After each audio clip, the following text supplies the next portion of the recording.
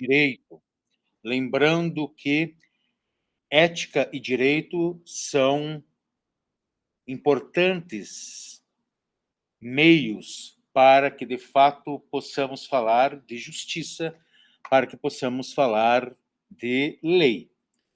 E no exame da ordem, a questão da ética cai com muitas questões referentes à questão teórica e também o próprio Código de Ética da OAB. Tá?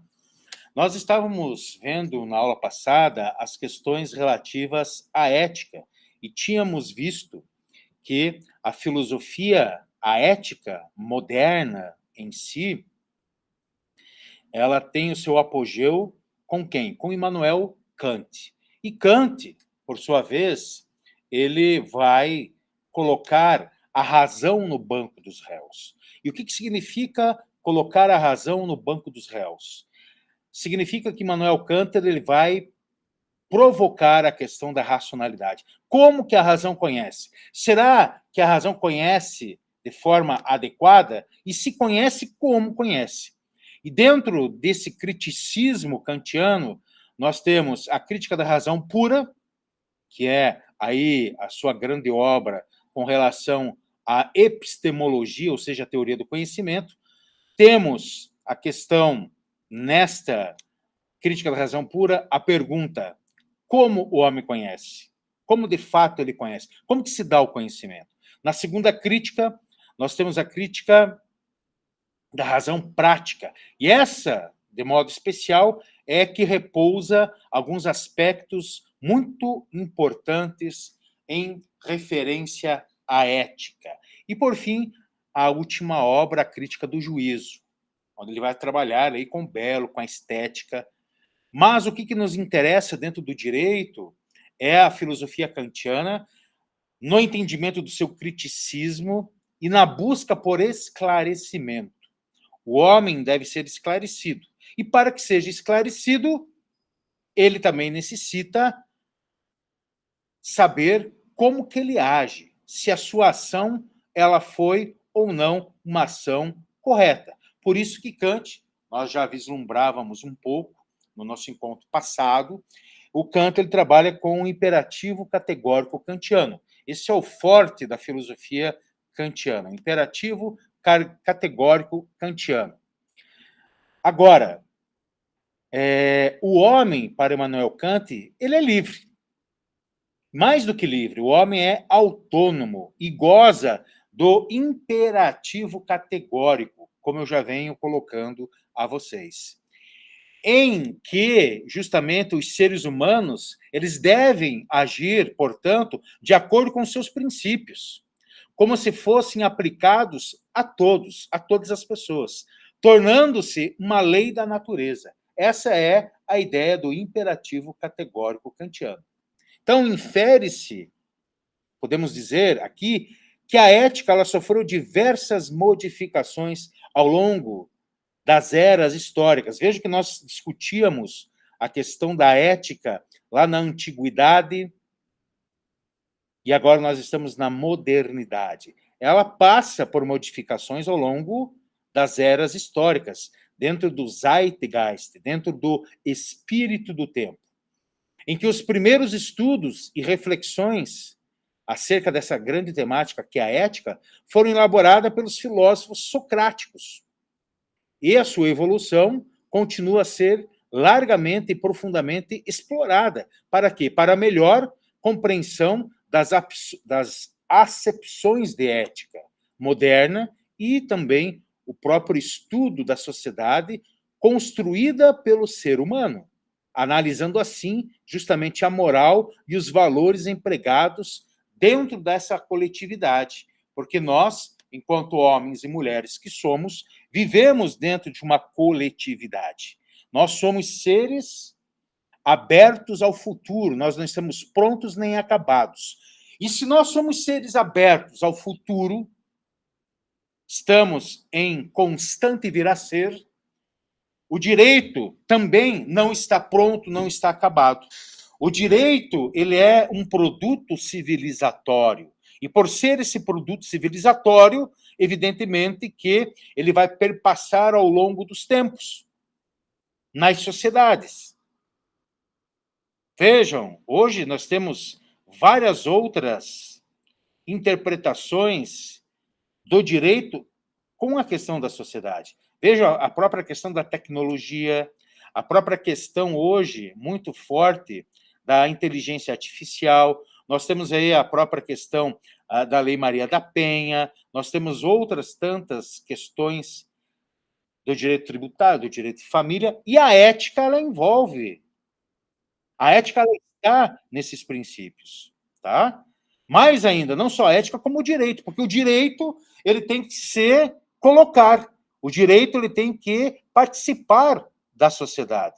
O direito, ele não vive no isolamento, até porque, e aqui eu friso novamente, vou bater sempre nessa tecla, o direito, ele é um produto civilizatório. E se é um produto civilizatório, ele tem que acompanhar os avanços, o crescimento dessa sociedade. Agora, a aplicabilidade do direito também deve ser pensada, né? Ou seja, a aplicabilidade da ética no direito. Como se dá esse avizinhamento entre ética e direito? E a gente sabe que o direito é uma palavra que vem lá do latim, directum, que é oriundo do verbo dirigere, que significa o quê? Ordenar. O direito, ele ordena. O direito, ele parte também da ideia de um ordenamento jurídico. E dessa sua etimologia, direito, por exemplo, o direito é o quê? O direito é aquilo que é reto, aquilo que é correto, condizente com os preceitos de justiça, com os preceitos de equidade, com os preceitos de garantias. Portanto, a ciência do direito é responsável por originar todas as normas a serem notadas pela sociedade e que designam, desculpem, os direitos e os deveres desses homens que vivem dentro desta sociedade.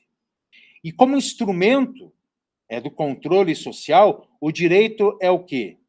É o mediador entre o homem e a sociedade e trabalha, nesse sentido, com a aplicabilidade das leis, a aplicabilidade dos princípios que orientam a vida humana, esses princípios morais, na própria solução de conflitos. Portanto, quando falamos em ética no direito, nós estamos falando do direito enquanto esse repertório de regras, de normas, e que vai dialogar com a ética. Portanto, o direito, eu repito, ele é mediador. Ele é mediador entre o homem e a sociedade. E ele vai trabalhar justamente nesse sentido da própria aplicabilidade das leis, da aplicabilidade desses princípios morais dentro da solução de conflitos. Por quê? Nós vivemos em sociedade. Vai dizer Aristóteles, nós somos um zoon politikon, somos animais políticos por excelência. Nós não só estamos na sociedade, nós não estamos jogados na sociedade, nós fazemos parte dessa sociedade. Nós convivemos com os outros. E dessa convivência é que nascem esses conflitos, é que nascem as desavenças, e o direito, então, ele tem que se posicionar. Mas o posicionamento jurídico, ele também abarca toda essa questão ética, essa questão moral, os princípios éticos. E quando eu falo em princípios éticos, faz-se, evidentemente, necessário que eu revisite os grandes nomes do direito, os doutrinadores, os grandes pensadores, mas aqui no quesito da ética. E, portanto, eu tenho que recorrer à filosofia. E a filosofia é essa reflexão que vai me levar a abarcar a totalidade da realidade da qual eu estou inserido. E dessa realidade da qual eu estou inserido é que nascem aí as grandes questões, e, portanto, essas questões devem ser analisadas de forma ética, ok? Então, o direito é uma área das ciências humanas e que tem como objetivo a própria manutenção da justiça, a manutenção da moralidade social. O caráter normativo da ética está intimamente ligado ao direito, visto que surge lá com aquele ideal grego de justiça, ou seja, da justa medida, que busca o agir humano de forma equilibrada e sensata para o bem comum, para o bem viver. Então, a ética, a justiça, lá para os gregos, tem a ver com o bem viver. Por isso que Aristóteles ele traz para o direito, ele traz aí para a filosofia, para a política, para a vida social, justamente qual questão?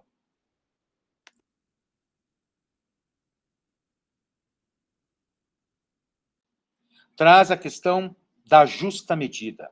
Aristóteles, Platão, a justiça é a justa medida, dar a cada um o que lhe é de direito, respeitando as particularidades humanas. E aí o direito ele vai se posicionar com as suas regras, com as suas normas, frente a esses desafios pelos quais o homem se encontra dentro dessa convivência humana com os seus semelhantes. Mas o homem ele tem que se realizar. O homem, vai dizer Aristóteles, ele tem que ter, ligado a esse direito da justa medida, o direito à felicidade. Olhem que interessante. Justiça, lá para Aristóteles, tem a ver também com a felicidade. Dar a cada um que lhe é de direito. É a realização. Portanto, o direito em si, ele acompanha esses preceitos lá civilizatórios dos homens gregos, ok? Então, os profissionais do direito devem se fundamentar nos valores éticos e nos valores morais. Vai haver também alguns pensadores que dirão, por sua vez, que o direito, as decisões jurídicas, as normativas, a linguagem jurídica, ela não pode estar somente no aspecto ético ou moral ou dos sentidos. O direito, ele trabalha com um fato, o direito ele é positivado, mas aí entra a própria ideia da interpretação jurídica, que num outro momento eu quero pontuar com vocês. Essa interpretação jurídica vai trazer autores como Hans Kelsen, vai trazer autores como Ludwig Wittgenstein, vai trazer Karl Popper, entre outros, John Rawls, que alguns vão dizer, não, é interessante uma reflexão do direito e que pontue por valores éticos e morais. Outros vão dizer que não. Mas o que eu estou querendo dizer? O que eu estou querendo mostrar a vocês? Que é importante que os profissionais do direito, o operador do direito, eles devem se fundamentar nos valores éticos e morais. E aí, possibilitando o quê? Possibilitando o exercício da sua ética profissional. Aquilo que eu já desenhava um pouco com vocês. E esse exercício da ética profissional nada mais é que a deontologia. Deontologia. Deon mais logia. Logia é justamente o conhecimento. O deon é o meu dever. Então, o profissional do direito, ele tem que conhecer o seu dever enquanto profissional. E esse seu dever enquanto profissional está na deontologia, no seu modo de agir, dentro da perspectiva jurídica. Por isso que nós temos um código de ética da OAB. Por isso que na prova da OAB nós temos questões éticas. E são 10 questões. E questões práticas da vida odierna aí daquele profissional do direito. Então, o ser humano, ele deve estar prestando aí, né? Ou melhor, o ser humano ele deve estar penetrado. O ser humano ele deve estar penetrado aí de princípios e valores próprios para aplicá-los aonde? Em sua profissão. Então, a ética profissional, a deontologia, por um lado, exige a ética, ou melhorando aqui o meu raciocínio, ética, ela se coaduna com a deontologia, que é o estudo dos deveres específicos de cada área profissional. Por um outro lado, exige, evidentemente, a diciologia, que são os direitos que o profissional possui por desempenhar determinada profissão, ou seja, seus deveres e seus direitos. E isso a gente encontra no direito, isso a gente encontra no mundo filosófico, isso a gente encontra na cultura. E desde um ponto de vista cultural, o direito ele abrange uma realidade norteada por valores, pois tem como objetivo a busca pela segurança jurídica, a busca pela justiça. E esses objetivos, que são comuns também à ética, contudo, eles trazem à ética a questão de não impor uma obrigatoriedade, não sendo possível, portanto, a atribuição do valor imperativo da norma jurídica para uma norma ética. Mas a validade de uma norma jurídica só é verificável, podemos assim dizer, quando está protegida pelos princípios da ética. Então, o direito ele precisa dialogar com a ética, principalmente nesse quesito da própria verificabilidade das normas, da sua aplicabilidade. Eu preciso desse princípio ético. Esse princípio ético que terá como pano de fundo, que terá como objeto de estudo a moral. A moral que é os nossos costumes, os nossos hábitos. E a ética, então, encontra uma reflexão. Então, amarrando aqui um pouco melhor o nosso raciocínio. Nós temos o direito, nós temos a ética, nós temos a moral.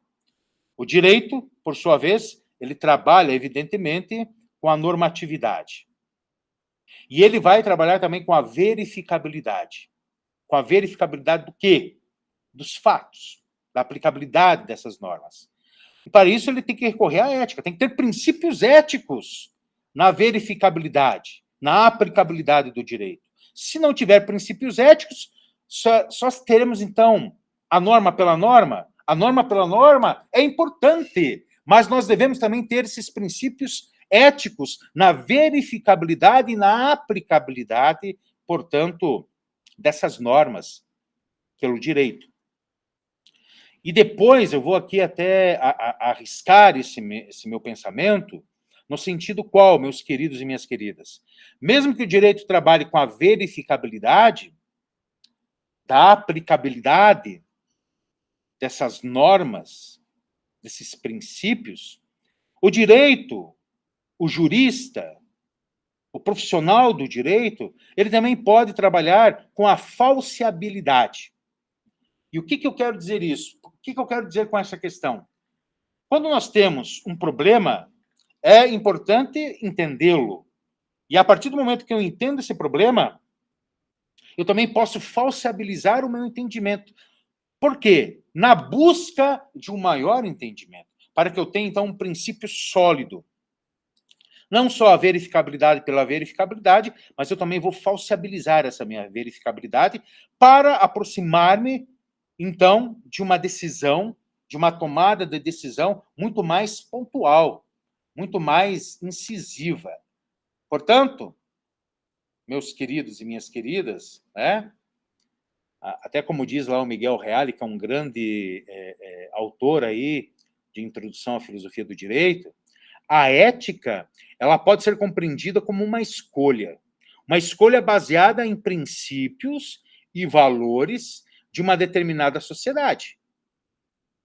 Então, sendo assim, a ética ela se debruça sobre os comportamentos sociais, qual eles vão, então, culminar na seleção de uma diretriz que vai, de fato, e de modo obrigatório, fazer uma avaliação da vida odierna da coletividade, já que, né, toda norma ética ela expressa um juízo de valor, a qual é ligada a uma sanção.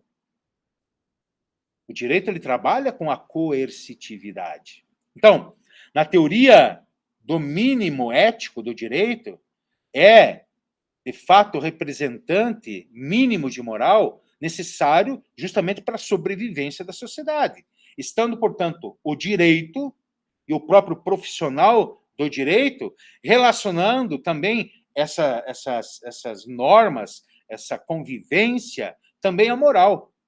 Pois, como pertencentes ao mundo ético que nós somos, o viver conforme a ética consiste esse ato de junção de uma regra moral e de uma norma jurídica em situações usuais. Porque nós não vamos verificar algo que não ocorreu, nós vamos passar pela verificabilidade de um fato. E essa verificabilidade de um fato, ela precisa, vai dizer aí alguns grandes pensadores, aqui estou citando o Reale, por exemplo, vai dizer que eu preciso desse princípio de sentido. Esse princípio de sentido vai ter uma regra moral. E eu preciso da ética, então, para que eu possa refletir esse princípio. Ok? Alguns estudantes falam ou pensam que a ética ela não é importante para dentro do direito. E muito pelo contrário. A ética, a reflexão filosófica são de extremada significância para o direito. Que se o direito não tiver esse respaldo ético-filosófico, o direito não é. O direito não existe. Porque o direito, ele é essa construção civilizatória, uma construção civilizatória que passa pela sociedade e passa por uma reflexão. O direito não é simplesmente aplicabilidade de normas, regras e princípios e da verificabilidade. O direito, ele é uma reflexão, é uma própria zetética de ir além daquilo que é dado. E eu preciso, então, de princípios éticos. E o princípio ético é justamente essa reflexão sobre a conduta humana, sobre o comportamento humano. Conduta humana, comportamento humano que se dá onde? Dentro da sociedade. E não fora da sociedade. E aí advém o relacionamento, vem os conflitos, e dentro desses conflitos, gerados por esses relacionamentos, o direito ele tem que estar presente. E não só o direito, como também esses princípios éticos, valorativos de uma comunidade. Essa ideia aristotélica da justiça ser a justa medida, dar a cada um que lhe é de direito, ainda é muito válida. Porque cada um tem o direito de ser. Cada um tem o direito de liberdade, de ir e vir, respeitando, claro, aí o outro. Então veja como é bem conturbado, bem nevrálgico esse campo entre direito, ética, moral e filosofia. Daí a importância de a gente poder ter esse espaço de discussão, de reflexão sobre essas questões. E que os autores, por sua vez, nos brindam aí com várias ideias, várias questões que são importantíssimas para que a gente pense esses valores, para que a gente tenha uma verificabilidade partindo de princípios, uma principiologia. Tá? Agora, a ética, dentro da cultura, ela pode passar, ela pode cair dentro de relativismos, dentro de um relativismo, por exemplo, cultural. E a ética ela não pode estar presa, a ética não pode estar aí restrita a relativismos. Porque o relativismo nada mais é do que aquilo que eu penso, aquilo que eu quero, aquilo que eu desejo. E nem sempre aquilo que eu posso, que eu desejo, que eu quero, é. Aí eu preciso, então, de normas, para regularizar, regulamentar a vida, esses relacionamentos humanos. E aí a parte do direito, mas também uma parte do direito ligada a essa construção ética. Portanto, práticas culturais são as próprias relações comportamentais aprendidas por nós dentro da sociedade, advindas de 2 ou mais indivíduos, porque nós não somos uma ilha que vivemos isolados uns dos outros, nós vivemos uns com os outros, como disse Aristóteles, e com o passar das gerações, nós vamos acabando que selecionando, devido ao seu impacto dentro do grupo, práticas e de outros comportamentos. E aí nós corremos o risco do relativismo. Mas o relativismo é olhar para o próprio umbigo. A ética não pode ser uma ética voltada para o próprio umbigo, e muito menos o direito.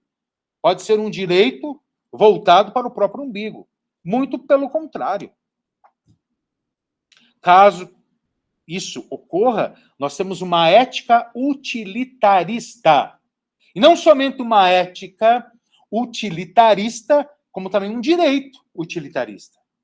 Então, o perigo do relativismo aí cultural, nesse sentido de nos levar a essa questão de um relativismo cultural perigoso, aonde de fato a ética, o direito vão ser instrumentos justamente para atender aquilo que é útil para mim. Isso aqui é sério, isso aqui é gravíssimo. Por que as pessoas buscam os seus direitos? Deveriam buscar os seus direitos para a resolução dos conflitos. Buscar os seus direitos porque foram agredidos. Buscar os seus direitos porque não são respeitados. Isso sim, perfeito. Agora, quando eu busco o meu direito somente por um lado utilitarista, será que de fato estou sendo ético? Essa é uma pergunta que nós poderíamos estar fazendo. Não basta a gente se posicionar somente com teorias, a gente tem que ir além da teoria, a gente tem que reflexionar.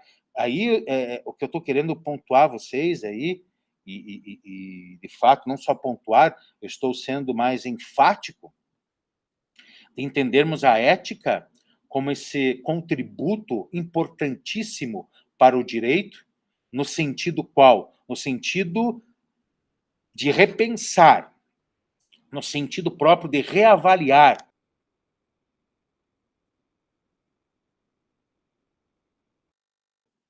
E, portanto, verificar aí o próprio comportamento humano através da normatividade, através aí da doutrina.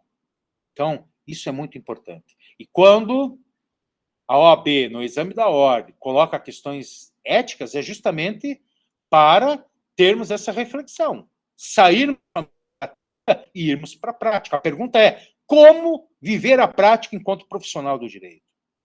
Para tanto, faça imprescindível ler o Código de Ética da OAB. E ler o Código de Ética da OAB para entender um pouco o próprio funcionamento e o meu comportamento futuro enquanto profissional. E dentro desse comportamento profissional vão surgir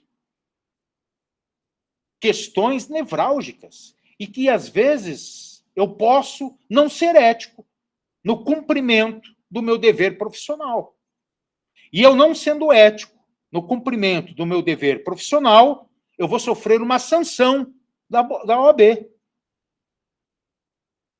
E são vários os exemplos que a gente pode pegar. Vou criar um exemplo para a gente ver a importância dessa questão. Eu estou advogando, vou para o tribunal do júri e eu ganho a causa. A sentença é a meu favor, a favor do meu cliente. Perfeito. Mas eu saio aí da audiência e pego, então, o meu celular aqui e fico, olha, eu sou o melhor advogado, escritório Mazai. esse é o escritório porque o meu cliente está saindo satisfeito. Olha aqui, meu cliente, está satisfeito. Quer dizer, eu estou sendo ético? É só eu, então, que sou o grande portador das resoluções para qualquer cliente? E a Andréia, a Aline, a Zorailde, como é que fica? Então, eu preciso ter ética. Isso não é aprovado pela OAB, eu vou sofrer uma sanção. E aqui até, de certa forma, hoje, aí que eu digo a vocês, né? Hoje, com a tecnologia, com a inteligência artificial, nós precisamos tomar cuidado, porque o direito ele vai ter que se colocar nessas grandes dificuldades, nessas grandes questões dentro da sociedade, e não só se colocar, se posicionar, mas vai ter que ter um princípio ético que normatize essas questões. Por isso a pergunta muito importante sobre a ética e o direito. E eu não posso imaginar que aquilo que eu penso ser, de fato é. Porque se eu pensar que essa minha ideia, de fato, é aquilo que deve ser, eu posso cair num relativismo. E aí eu posso ter uma ética utilitarista, eu posso viver um direito utilitarista. E aqui incorre, aí, ao meu entendimento, um erro. Um erro. Tá? Porque esse relativismo, o perigo do relativismo cultural é que ele é defensor de que os conceitos de bem e mal são variantes, variam de cultura para cultura ou do pensamento de pessoas. E em uma determinada cultura, o bem, por exemplo, é considerado como o que é socialmente aceitável. Os princípios e regras morais são estabelecidos de acordo com as normas sociais das sociedades. Então, nesse relativismo, não há um padrão objetivo. E aí que é a grande questão, o grande perigo pelo qual nós temos que trabalhar e conversar e, de fato, interpretar, verificar. Essa é a grande questão. Então, vejam que esse assunto, gente, ele não é fácil. Esse assunto ele é nevrálgico, ele precisa ser debatido dentro do direito, ele precisa ser debatido com os estudantes, porque vocês vão ter, enquanto profissionais do direito, vocês vão trabalhar com isso todos os dias, e vocês serão cobrados por um código de ética. E aí a grande questão, você vive o seu código de ética? Ou o código de ética serve só para eu passar no exame da ordem? Depois eu pego o código de ética e engaveto ele. Deixo lá na prateleira. O que eu faço? O código de ética ele tem que estar presente na minha atuação. Não só enquanto exame da ordem, de ver essas teorias, ver os pensadores.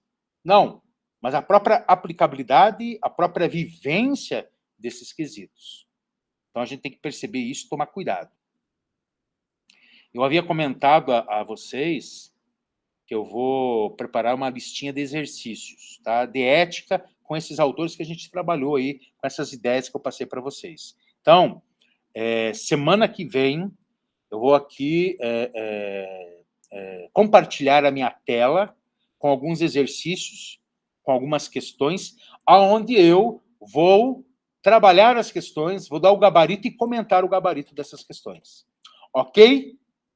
Então, vejam bem o compromisso, a importância da ética. E eu aqui vou dizer que a ética e essa reflexão que nós estamos fazendo é para poucos. Por que eu estou dizendo que é para poucos? Porque são poucas as pessoas que se debruçam sobre isso, quando, de fato, deveriam viver a ética constantemente. Não é? E vocês têm que estar sempre bem preparados. Saber o que é a ética dentro da história da filosofia, com os autores, como a gente vem pontuando, relacionar ao direito para verificar os fatos jurídicos e trazer esse aporte ético-moral para as decisões. Eu tenho que ter princípios éticos. A tecnologia agora, a inteligência artificial, quem vai regular isso? Quais são os princípios éticos que devem estar por detrás? Tem que ter. Caso contrário, vai virar o quê? Um relativismo. Caso contrário, vai virar uma anarquia, e não pode. O direito não é anarquia. A vida social não é anarquia, onde cada um faz o que quer, a hora que quer. Isso é libertinagem, não é nem liberdade, como diz Kant, porque eu tenho liberdade de decisão. Ok, meninos e meninas? O meu muito obrigado pela atenção de cada uma, por darem um pouco do tempo de vocês e virem aí participar da nossa live. Tá? Um forte abraço a vocês, queiram-me bem porque não custa nada, e até a próxima quarta-feira. Até mais, muito obrigado.